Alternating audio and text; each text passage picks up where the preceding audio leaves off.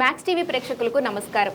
Max TV కొత్తగా ప్రారంభమైన ఈ సందర్భంలో మ్యాక్స్ టీవీకి ఆశీర్వచనాలు అందించడానికి ఈరోజు స్టూడియోలో మనతో ఉన్నారు సన్నిధానం లక్ష్మీకాంత శర్మ గారు. నమస్కారం అండి. దత్తార్పణమస్తు అమ్మా. గురుగారు, మా మ్యాక్స్ టీవీకి మీ ఆశీర్వచనాలు కావాలని కోరుకుంటున్నాం గురుగారు.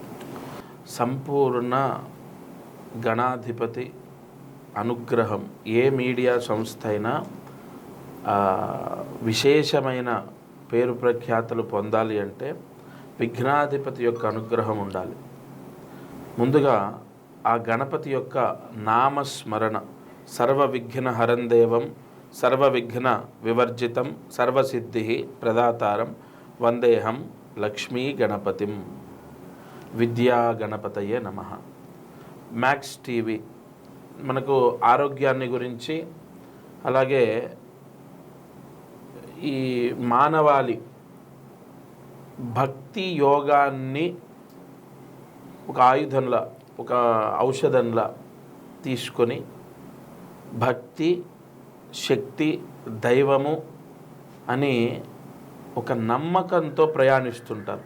అందుకే మ్యాక్స్ టీవీ సంస్థ వాళ్ళు డివోషనల్గా కొన్ని మానవాళి అంటే ప్రజలు, భక్తులు ఎవరైతే ఉంటారో, ఈ మ్యాక్స్ టీవీని వీక్షించేవారు ఎవరైతే ఉంటారో అందరూ కూడా సంపూర్ణ దైవానుగ్రహం కలగాలి వాళ్లకు అనేటటువంటి సంకల్పంతో ఈ సంస్థ వాళ్ళు భక్తి, అలాగే entertainment, news, max TV, health, ఇలా ఒక 4 ఛానళ్ళని స్థాపించడం జరిగింది.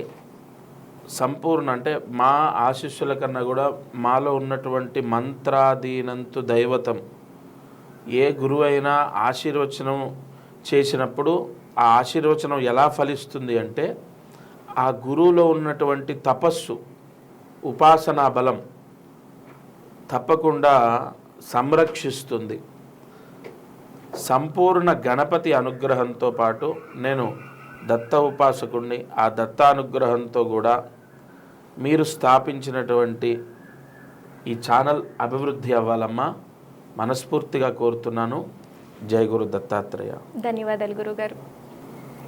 గురుగారు, ముందుగా మీరు ఎన్నో వీడియోలు, నలుగురికి ఉపయోగకరమైన వీడియోలు మీరు ఎన్నో చేసుకుంటూ వస్తున్నారు, చెప్తున్నారు. అలాగే ఇప్పుడు మన ఛానల్ ప్రారంభమైంది కాబట్టి ముందుగా ఒక శుభకరమైన ఒక విషయంతో మొదలు పెడదాం. కాబట్టి వివాహ యోగం కోసం అసలు ఎటువంటి పరిహారాలు పాటించాలి తెలియజేస్తారా గురుగారు?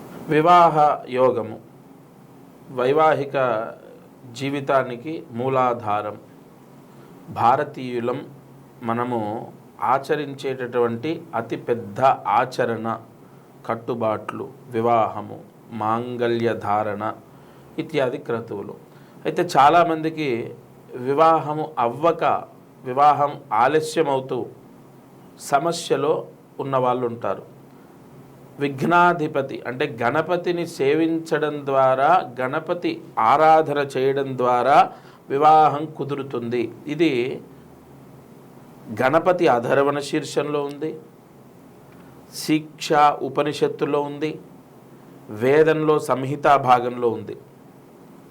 ఏం చేయాలి? ఏ క్రతువుని ఆచరిస్తే మంచి వరుడు లేదా మంచి వధువు మనకు భార్యగా లేదా భర్తగా లభిస్తారు అన్న ప్రశ్నకు ముందుగా అసలు వివాహం ఎందుకు ఆలస్యం అవుతుంది, వివాహం అవ్వకపోవడానికి గల కారణాలు.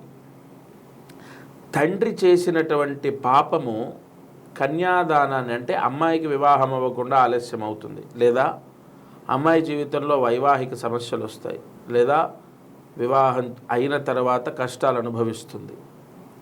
అలాగే ఈ పితృ అంటే తాత ముత్తాతలు చేసినటువంటి పాపం, వరుడు అబ్బాయికి వివాహం అవ్వకుండా ఇతరులను ఇష్టపడి మోసపోవటం, లేదంటే వివాహం అయినా మనశ్శాంతి లేక విడిపోవడం అనేది జరుగుతుంది. ఈ రెండూ కాకుండా జాతకంలో లగ్నాతు సప్తమ స్థాన దోషం, సప్తమాధిపతి దుస్థానాల్లో ఉండడము, లేదా సప్తమాధిపతి వక్రించినప్పుడు, లేదా సప్తమాధిపతి పాపార్గల దోషాన్ని పొందినప్పుడు వివాహం అవ్వదు. మరి వీటన్నిటికీ పరిహారాలు ఉన్నాయా? నిజంగా ఈ పరిహారం అంతా ఉపయోగపడుతుందా? ఇంతటి దోషాన్ని తీసేస్తుందా? సంపూర్ణంగా తీసేస్తుంది. ఎందుకంటే ముహూర్త శక్తి గొప్పది, ముహూర్త యోగం గొప్పది. శంఖంలో పోస్తే తీర్థం అవుతుంది అన్న శాస్త్రము, ఆ మాట ఎంత నిజమో ఈ ముహూర్తానుసారైన చేసే పరిహారం మానవాళిని రక్షిస్తుంది. సరే, ఏ ప్రాయశ్చిత్తాన్ని చేయాలి? ద్వాదశి, మంగళవారం. గుర్తుపెట్టుకోండి, నెలకు 2 సార్లు ద్వాదశి వస్తుంది. ద్వాదశి మంగళవారం కలయిక వచ్చినప్పుడు గణపతి అష్టోత్తరాన్ని పారాయణ చేస్తూ ఓం విఘ్నాధిపతయే నమః, సుముఖాయ నమః, ఏకదంతాయ నమః, కపిలాయ నమః, గజకర్ణికాయ నమః, ఇలా నామాలు ఉంటాయి. గణపతి అష్టోత్తరం పారాయణ చేస్తూ ఎర్రటి అక్షతలు, ఎరుపు అక్షతలు అంటే ఏంటండి? అవేమీ సృష్టింపబడ్డవి కాదు. మామూలుగా బియ్యంలో కుంకుమ వేసి కొన్ని నీళ్లు పోసి కలపాలి. ఎప్పుడైనా అక్షతలు కలుపుకోవడము నూనె వేసి కలుపుతూ ఉంటారు. అలా నూనె కానీ నెయ్యి కానీ వేసి కలిపితే అవి తలంబ్రాలు అవుతాయి, అక్షతలు కావు. అక్షతలు ఎప్పుడూ జలము, ఆ కొన్ని నీళ్లు పోసి కలపాలి, అప్పటికప్పుడు కలుపుకోవాలి. చాలామంది ఏంటంటే అక్షతలు కలిపి డబ్బాలో పెట్టుకుంటారు పూజా గదిలో, అవే పూజ చేస్తూ ఉంటారు. గంధము కానీ అక్షతలు కానీ పసుపు కానీ ఏ రోజుకు ఆ రోజు తడుపుకొని ఏ రోజుకు ఆ రోజు వాడుకోవాలి. సరే, ఇక విషయానికి వస్తే ఈ అక్షతలు ఎరుపు రంగులో ఉన్నటువంటి అక్షతలు, బియ్యంలో కొంచెం కుంకుమ వేసి నీళ్లు వేసి కలిపిన అక్షతలతో అష్టోత్తర పూజ చేయాలి గణపతికి. గణపతి ఎక్కడ దొరుకుతుంది? ఎక్కడేమిటి, మన ఇంట్లోనే ఉన్న పటం. మన ఇంట్లో గణపతి పటం ఉంటుంది, విగ్రహం ఉంటుంది. ఖచ్చితంగా గణపతి రూపం లేని ఇల్లు ఉంటుందా? కాబట్టి ఆ పటానికే అక్షతలతో ద్వాదశి మంగళవారం కలయిక ఉన్నప్పుడు రాహుకాలంలో పూజ చేయాలి. ఇది చాలా ఇంపార్టెంట్, ఇది అద్భుతమైన రహస్యం. రాహుకాలం ఎప్పుడు? మంగళవారంలో 3 నుంచి 4:30 మధ్యలో సాయంత్రం. ఈ 3 గంటల నుండి 4:30 మధ్యలో రాహుకాలంలో గణపతి అష్టోత్తరం చదువుతూ గణపతికి ఆ ఎర్రటి అక్షతలు, రక్తవర్ణంలో ఉన్న అక్షతలతో పూజ చేయాలి. అయితే కొంతమంది సందేహం ఏమిటి అంటే, అయ్యా మరి మేము ఈ గణపతి అష్టోత్తరం చదవలేము, నోరు తిరగదు, చదువు రాదు, లేదా మీరు చెప్పినట్టుగా స్పష్టంగా గణపతి నామాలు మేము పలకలేకపోతే ఏమీ కంగారు లేదు. యూట్యూబ్లో గణపతి అష్టోత్తరం వినండి.